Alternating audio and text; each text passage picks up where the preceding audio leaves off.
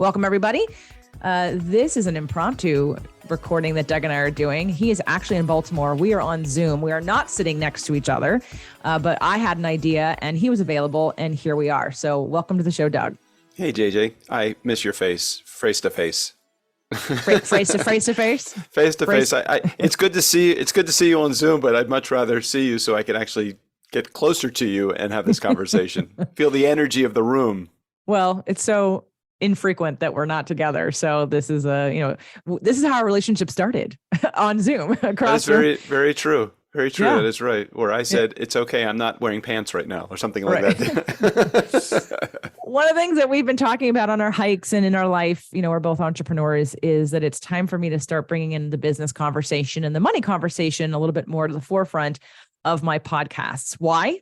Well, as you all know, depending on which show you listen to, I span the wellness and the love and the wounds and the healing and the diet and nutrition and the self-care all around. But the one thing that's missing is money. And we don't talk about money on the show very much. And we need to, because it is a key component for your reflection back to you of your worth, of where you're going, of a constraint that some of you have.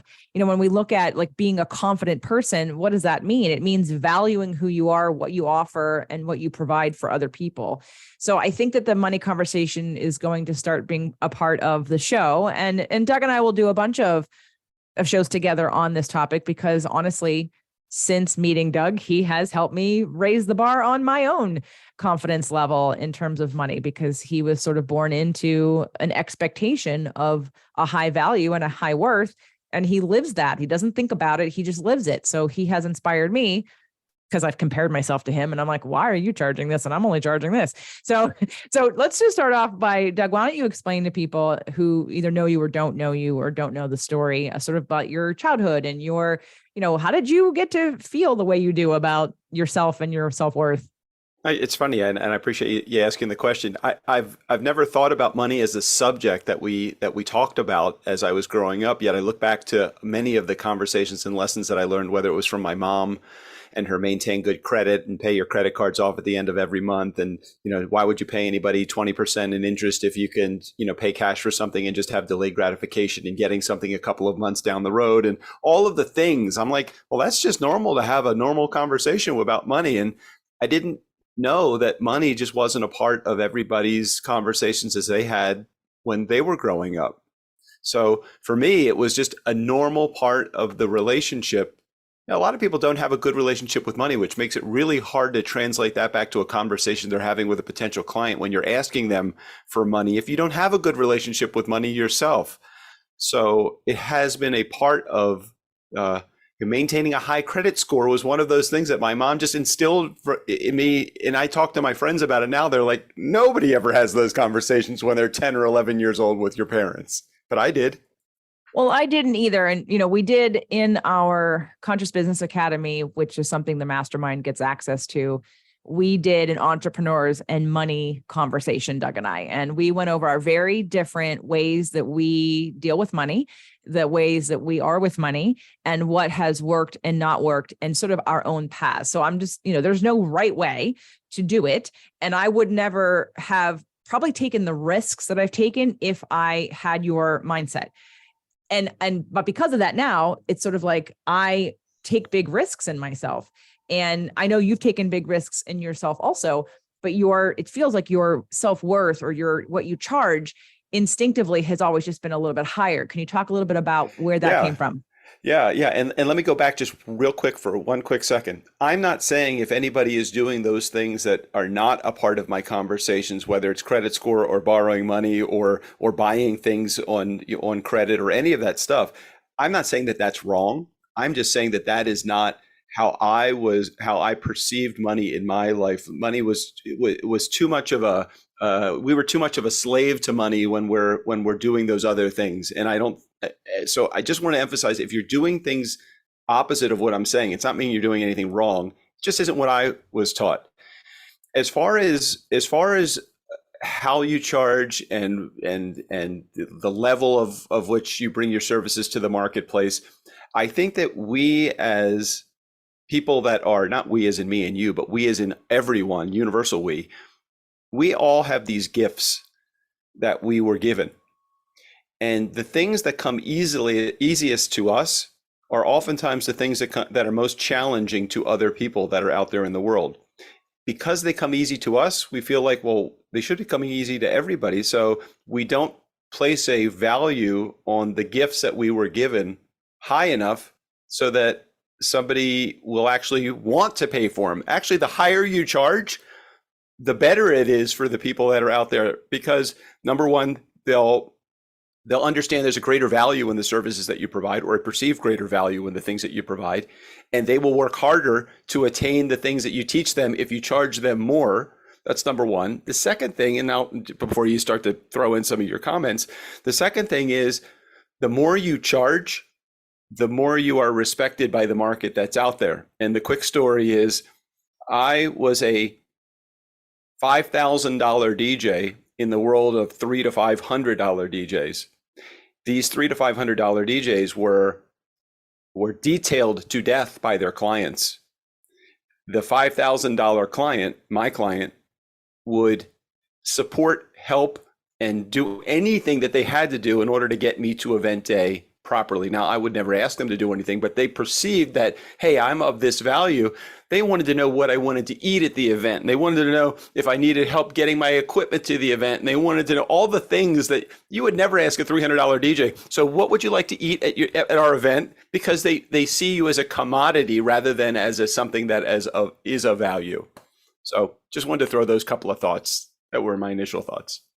Well, there was a meme that one of my mastermind members shared many years ago that said $500 client. Oh, I don't know. I have to ask my husband. I'm not sure if we can afford that. I have to really look at things and I have to think about it. And what do I get exactly for it?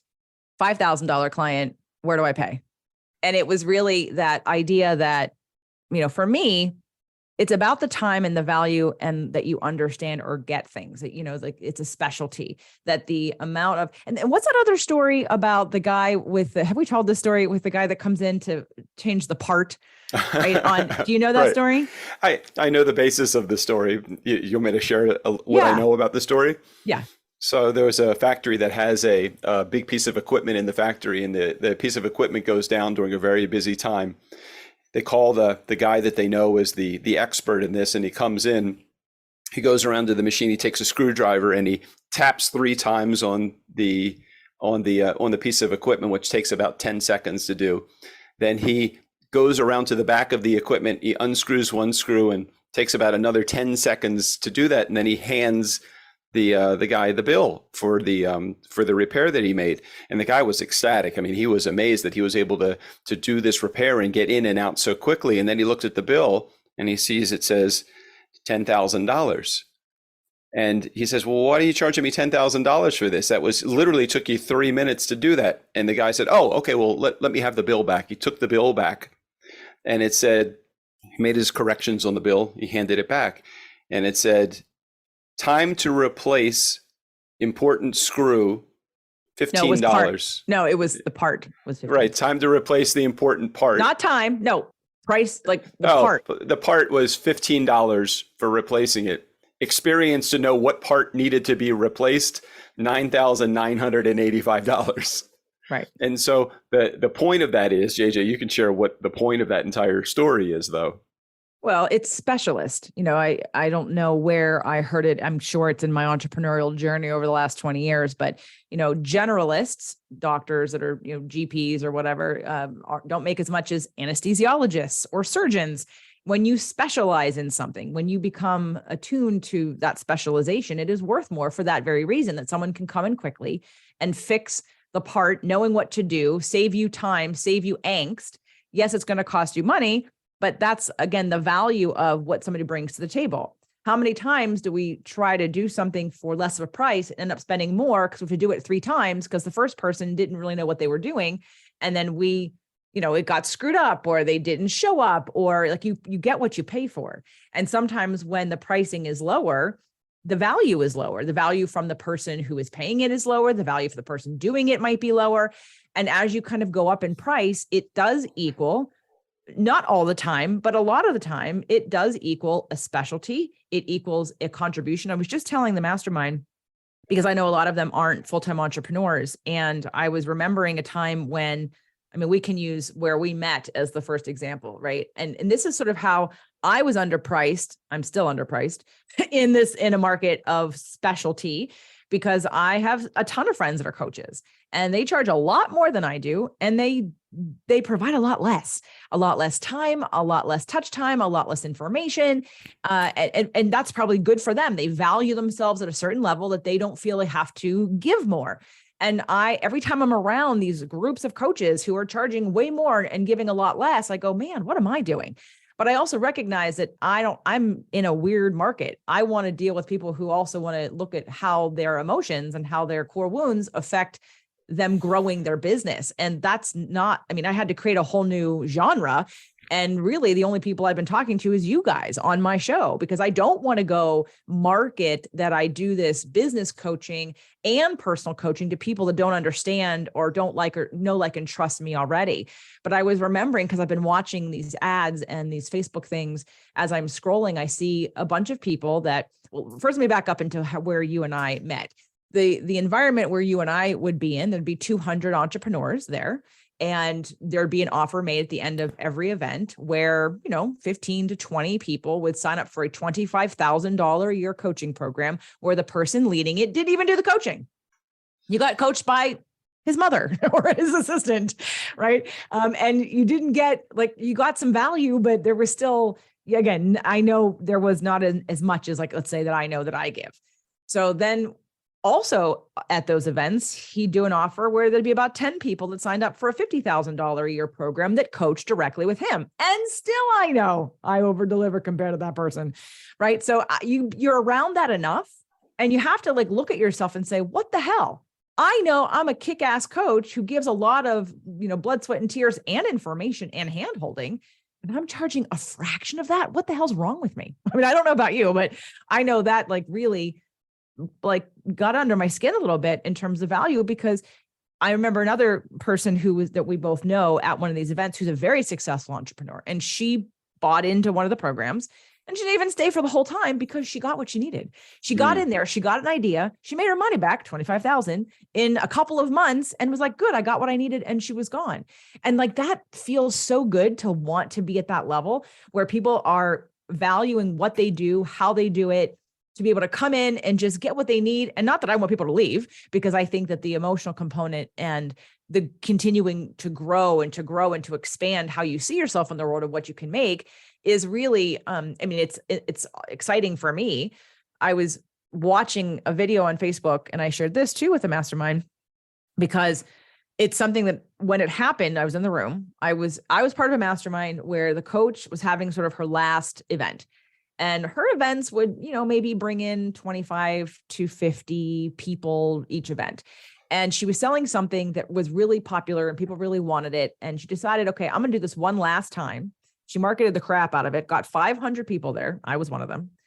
And then offered two tracks. Her first track, 100 people signed up for a $25,000 mastermind that I don't even think was in person, maybe once in that whole year. And then for only 10 people, $100,000 for the year. And I know all those 10 people, and I have followed them since then. And they're all very successful. They're all multimillionaires in terms of their businesses. Now, have they always been that? No. But I know if you ask them, if you said, was that mastermind worth it? Some of them would say, absolutely, it was worth every cent I paid. The other half would say, I don't know that the mastermind was worth it, but me investing in myself at that level pushed me to a new way of being and thinking in the world that allowed me to create the business that I have now. So indirectly, it up-leveled me just by signing up, right? And this is the world. Now, I know there are other masterminds, high-level masterminds that people have that are still that much money. Mine's nowhere near that, but eventually I would like it to be, because I really value this sort of combination of personal work and personal growth and money. And again, until we start talking about money, I've had people who come and they think, I want to do that program. And they're like, whoa, I don't have the money for that. And it's not about shaming anybody for not being an entrepreneur. So let's just put that out first and foremost. I have several people who are in a group right now who want to increase their confidence so they can get a better job, so they can make more money. So it still starts with your value of yourself, your value of what you bring to the table, your value of who you are in the world. When you and I first met, this was a turning point for me. So Doug gets here.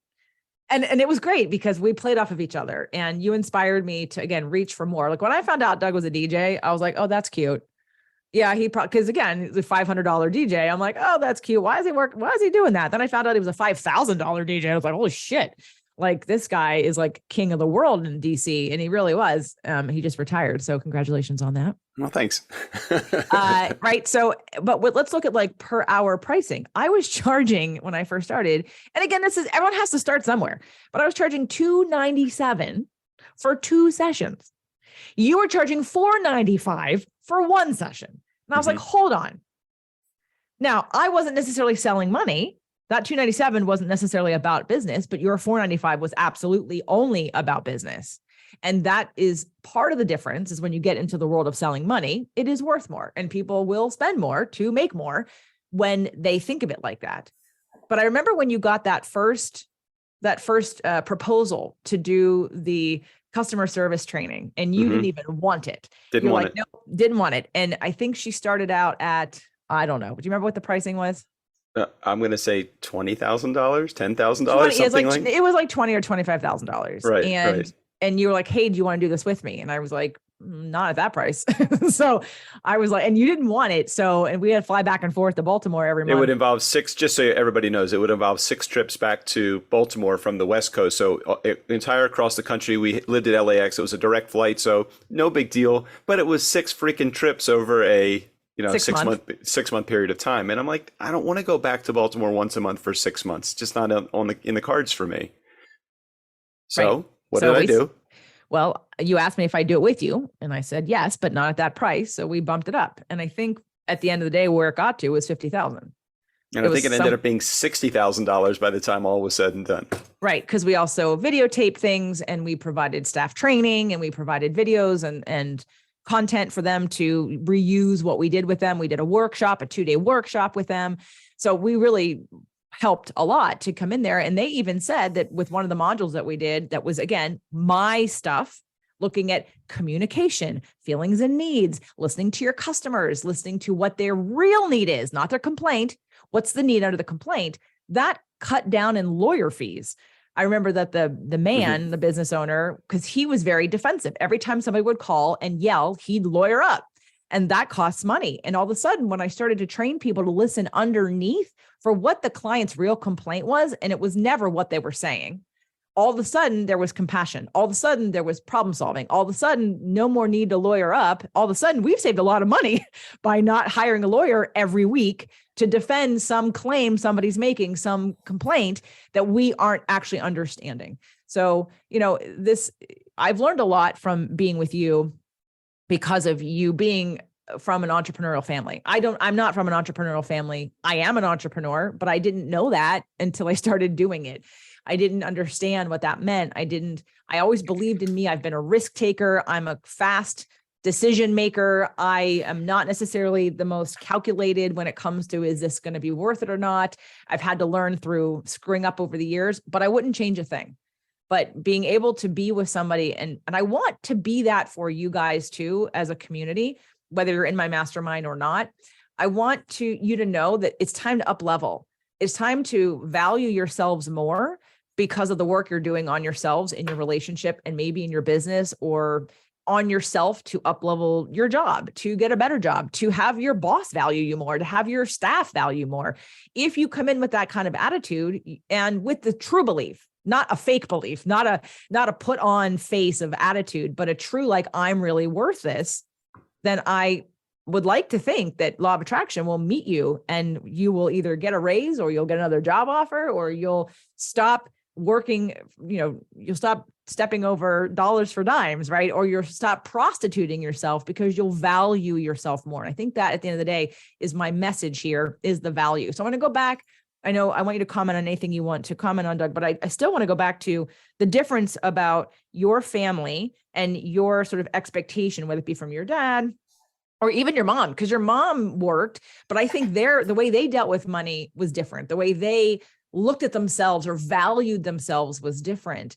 And for me, again, there's nobody in my family who has started a business from nothing and works themselves 100%. So I had no model. But I feel like you've had some models. Well, what's nice about, my dad was a great role model when it came to creating a system, documenting the creation of the system and duplicating that so that you could sell that idea to other people. No one has done that in my life as good as my dad did that with me. So anything that I did, he was like, oh, that was really good. So you DJ'd for yourself and you made $300 at this job at 22 years old. That's terrific. Okay. How did you get that client? Okay, how did you actually do the job? How did you pick the music? How did you communicate with the client? Document all of those things and then turn it around and then bring somebody else in and teach them what you just did. And I did that with my first DJ. Scott was my DJ. And Scott did the same thing. And he would charge me wholesale for his services, and I marked them up retail to sell to my client. So I would take this guy that wanted and was very happy he looked at it and said, I'm going to make $75 an hour. What else can I make $75 an hour doing? I'm going to DJ. I'll work 4 hours. I'll make $300. And he was happy making $300. He didn't care how much I charged. So I would charge $750 to $1,000. I would make more from Scott's jobs sitting at home than Scott would make actually doing the job.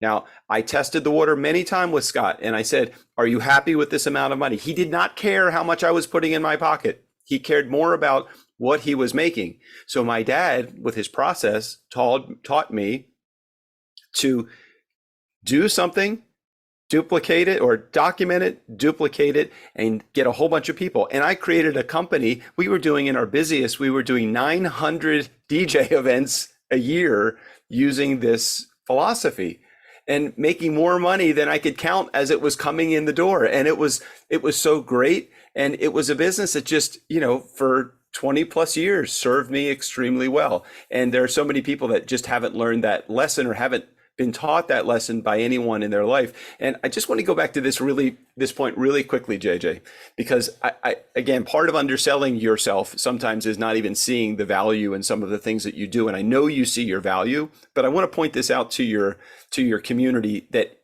if it's not already completely obvious to them, there is no one in my entire life that I have run across or been a part of that cares about their community and the education that they provide their community more so than you.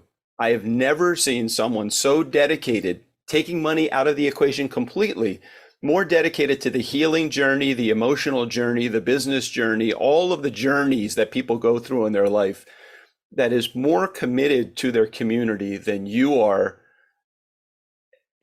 Hands down, nobody.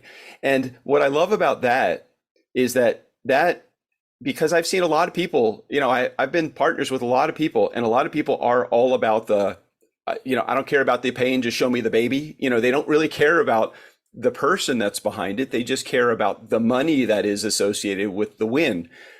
That it's almost the exact opposite for you. While money is certainly great in a capitalist society, it's a wonderful thing to be able to make a lot of money. You care about the growth and the expansion and the healing journey of your clients. And I want those people in your community to know, and I know they already know this because you say it a lot, but it's different when a third party comes in, and I've witnessed this. It's what happens after JJ hangs up that phone call or gets off of that Zoom meeting, the words that are said behind the scenes that I hear that you guys don't get a chance to hear because you're in her community. I hear it because I live with her. She cares about you more so than I will tell you anybody has ever cared about your success, whether it's emotional or professional or whatever it is. So just wanted to say that about you, JJ. I'm tearing up behind these blue blocker glasses. Thank you, honey.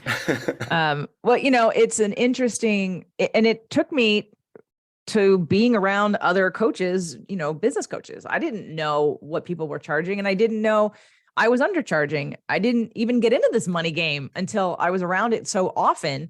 and I would have to compare and say, all right, there's a person teaching things I know how to do. I can teach that, but they're not doing the other important stuff, which is the personal growth stuff. And then I would just see it and go, well, this is why back in 2020, and it was at 2019 at the Manifestation Bootcamp when I first launched the mastermind. I mean, you were there with me. I was shitting bricks. I was in our hotel room, like going, God, I don't know if anyone's going to do this. And I was charging, like, I was charging half of what I knew it was worth because I had never done it before. And even though I knew I could provide and deliver, it was about the value. It was about, does anybody in my community want to grow a business? Is anybody an entrepreneur? I don't know.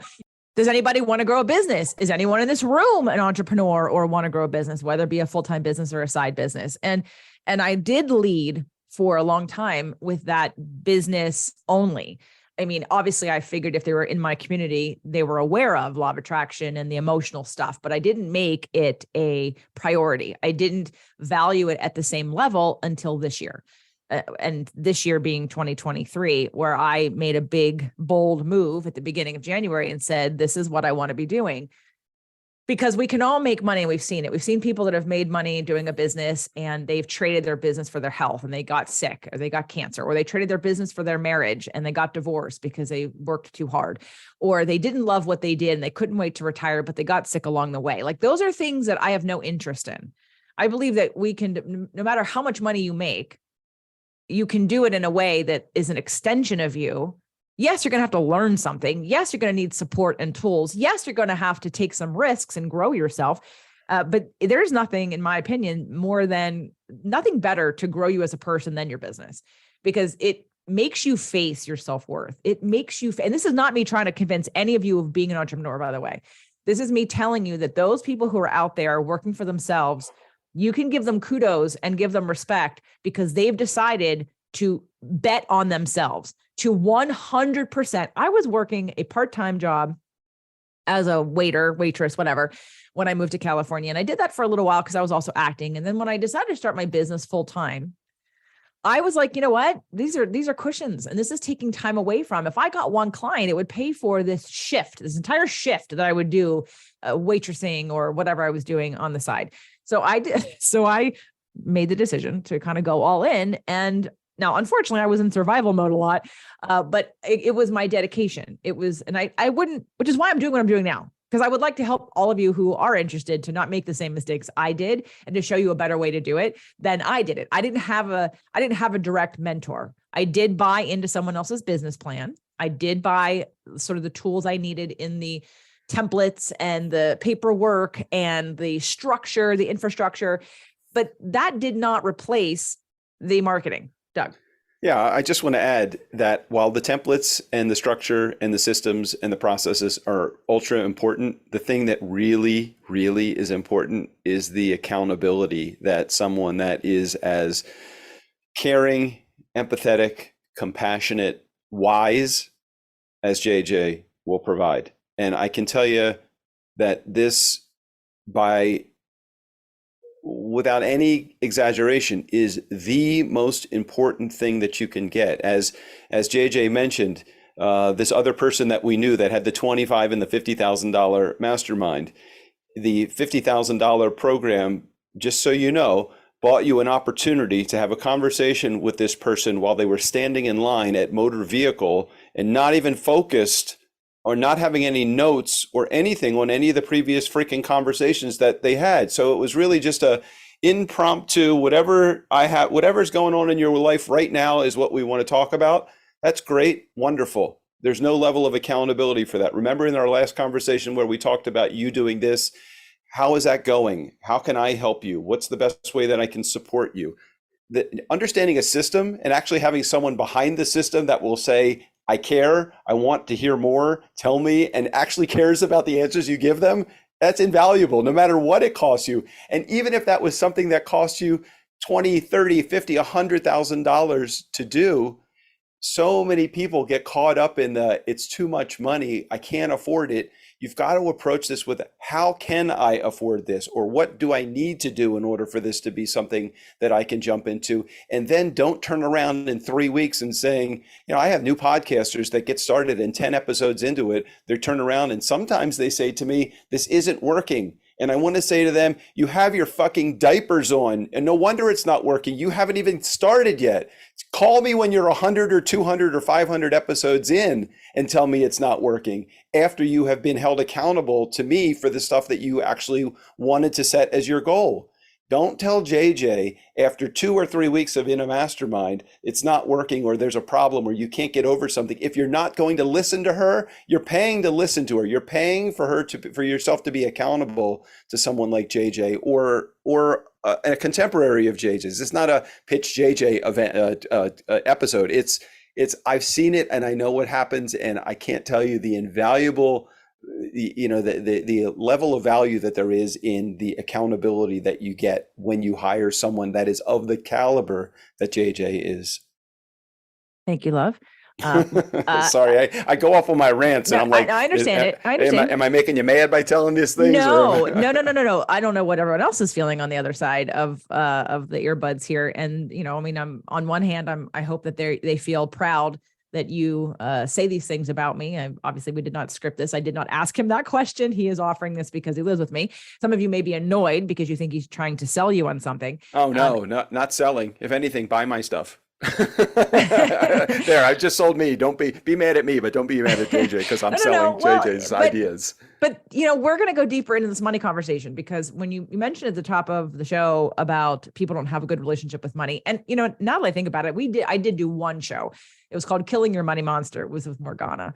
I've done one show on money specifically, and we're going to do more, because money is something that is if you want to know what your self-worth is, look at your money. You want to know how much you value your time, your expertise, and what you provide, look at how much you charge, look at how much you make, look at how much you settle for.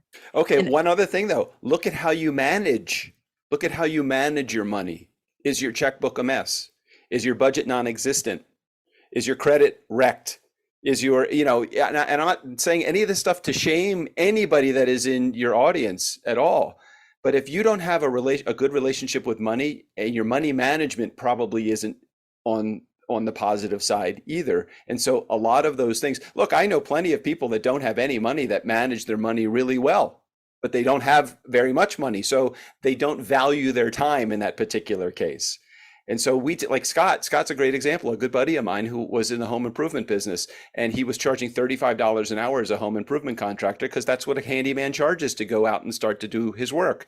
And I said, Scott, you're going to work yourself to death. Even if you work 40 hours a week charged, it's still not enough to support your family. So we raised him to $50. And when he got to 50, I said, Scott, if you raise it from $50 to $75, you could lose half of your business and still do the same amount of dollars. He raised it to 75. He didn't lose half of his business. He actually gained more business. And I said, Scott, it's time for you to go to $100 an hour. And he said, $100 an hour? There's no handyman charging $100 an hour. I said, Scott, you can lose 25% of your business at $75 an hour and charge $100 an hour, and you could still lose 25% and do the same amount. He raised it to $100. I did the same thing to $125, and I did the same thing to $150. He is a handyman charging $150 an hour for his services, working 30 to 40 hours a week. He is the wealthiest home improvement handyman that I know out there that has no commitment to long-term projects because he's just a handyman.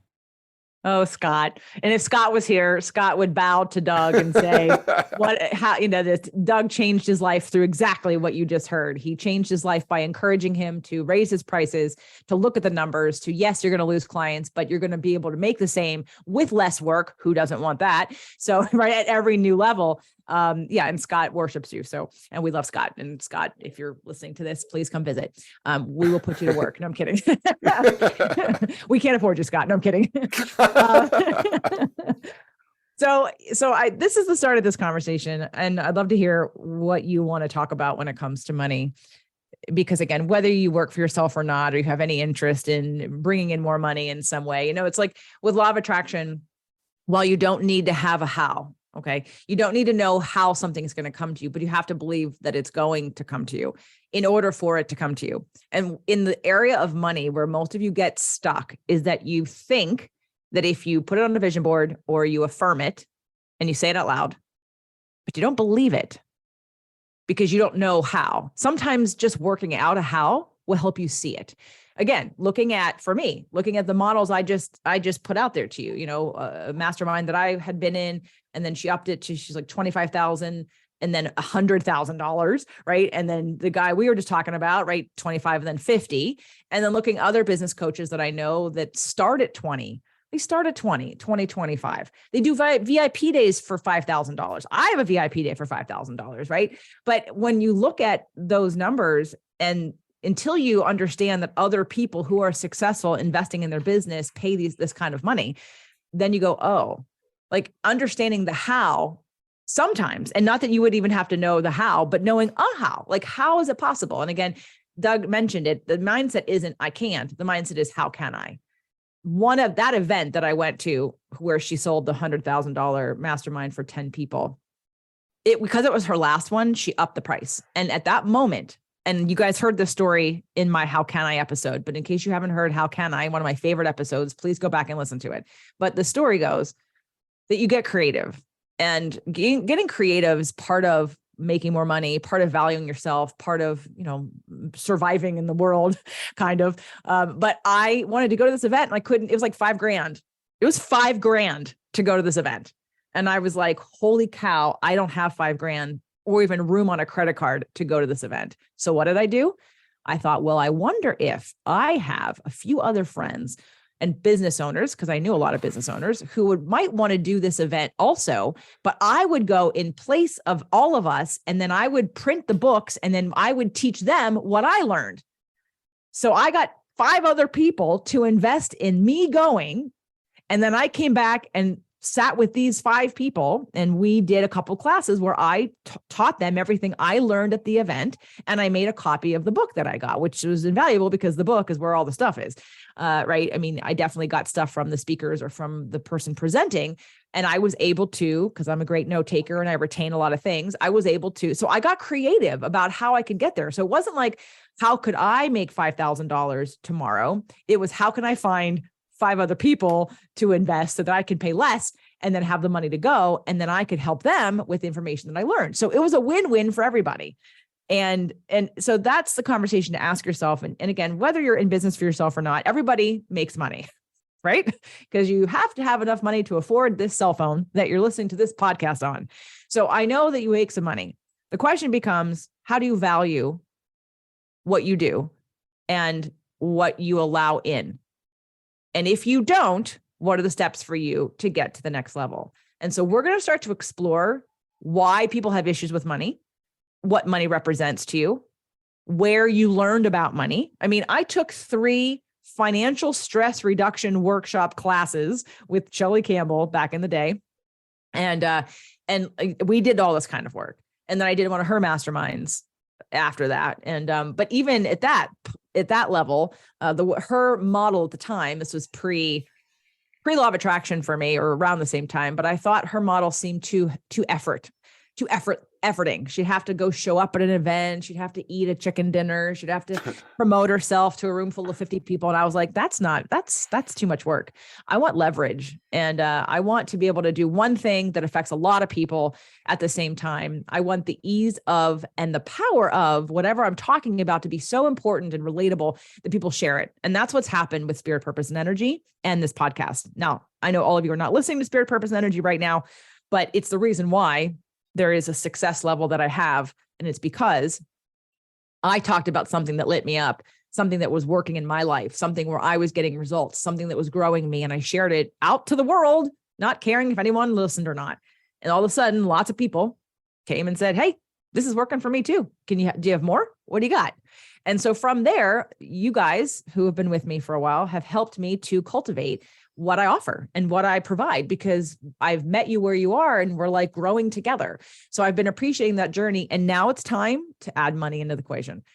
And I'm going to do it from a vantage point of everybody, whether you work for yourself or not, your relationship with money, and how do you become more confident, up-level yourself, value yourself more, so that when you spend money, depending on where you're spending it, it's the difference between investing it or spending it.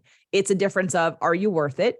What do you tell yourself when you're spending money on anything, when you're investing or not? I just invested a whole bunch of money in wine, which you've probably heard about by now. And I did it with the idea that if I didn't sell it, I took a risk. I took a calculated risk. If I didn't sell it, then I'd have a lot of wine to give away as gifts for a long time, to give as bonuses, maybe sell at a future event.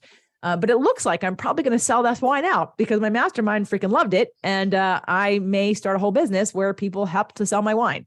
Side note, Doug, for anyone still listening to this podcast, why would they tune out? This is great. Well, it's going to challenge some people because it's not something they want to look at yet, or it's too confronting because to them, money means self-worth. Money means, I don't know what, right? There's many levels that money means something to you. And I know you've worked with many entrepreneurs also in the podcasting world and many DJs, and you've had multiple businesses, and who knows what you're doing next after you're retired from your DJ gig. But if you had to give some advice to somebody who is nothing like you, did not grow up like you at all, did not have supportive parents that gave them good words, that valued them, didn't have an example of any parent that was making a significant impact in the world or making things like that. And I know that's hard because that's your world. But if you could just jump into someone else's skin for a second, what do you think the most important thing someone would need to hear in order for them to start to change their perspective about money and them?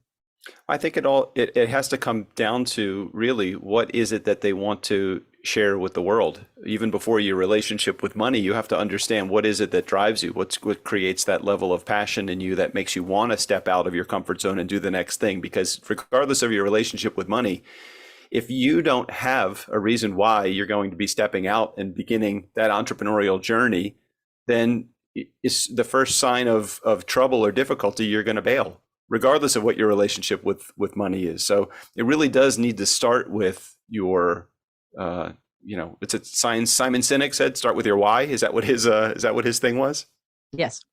Okay. So you got to start with your why. Beyond your why, know that you're making an investment in you. Don't be so quick to call it failure. Success is a slow journey. Look at life as a marathon, not a sprint. You'll never get there quickly. Just take your time and turn your why, which is your passion, turn your why into an opportunity for others to purchase something from you, whatever service that you feel like you could. Anything that you're going to do, you're going to say in the beginning, I don't know if anybody would want that. Why would anybody want that? And if you feel like they wouldn't want that, then you're really not focused. You're only focused on you're focused on the wrong end of the problem. Everybody wants your gift. It comes easily to you. It doesn't come easy to somebody else.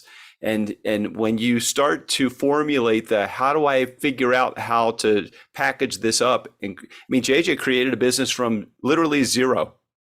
I created my podcast production business from zero, my DJ business from zero. Any opportunity that I had, I created from zero, bootstrapped it 100%, never had an investor, never had anybody that wanted to pay a cent for anything in the beginning. It just was a stupid idea just because I had some passion behind what I wanted to do.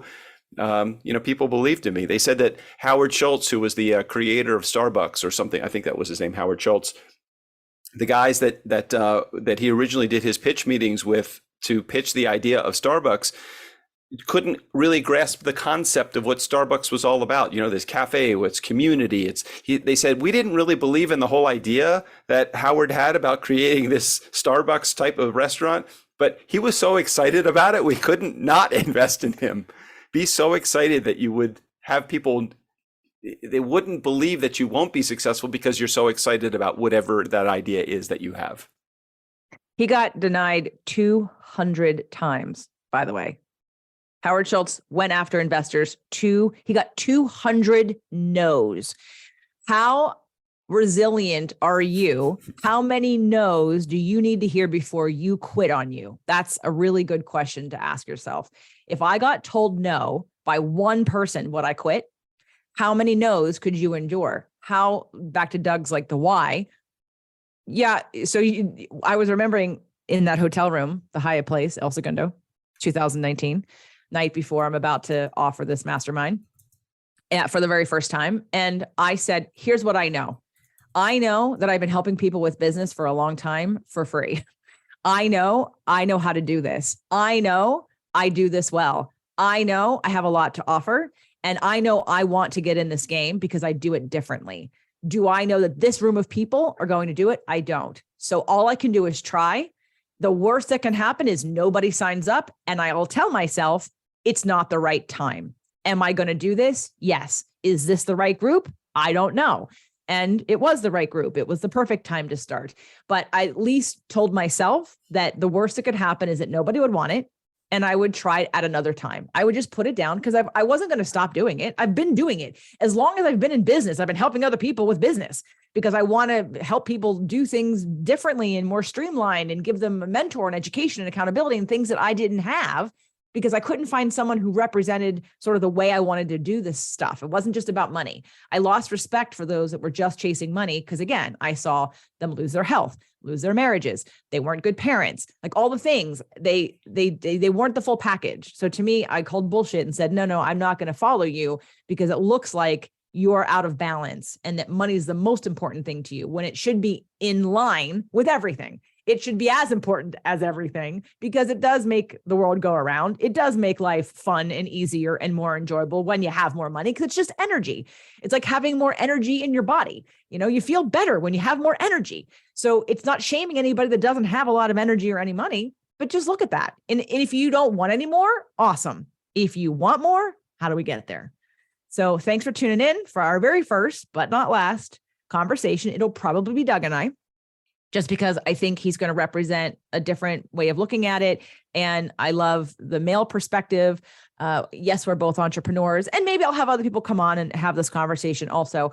But I would love to hear from any of you in the audience that are entrepreneurs that I don't know, that aren't in any of my groups. I'd like to know that I'm reaching people who are spiritually curious, minded, wanting to heal and have their own businesses because and then maybe if you're not an entrepreneur, maybe let me know that this money conversation is something that you need also, because I'd love everybody to be making more money, everybody to have more vital energy in your body, everybody to have amazing relationships, everybody to have the health that they want. And that's all some form of energy. And again, as my show says, spirit, purpose, and energy. And again, I know not all of you are listening to this episode on that channel, but that is the goal. Doug, thank you, honey. Can't wait to see you soon. Bye, JJ. Thanks again, everybody.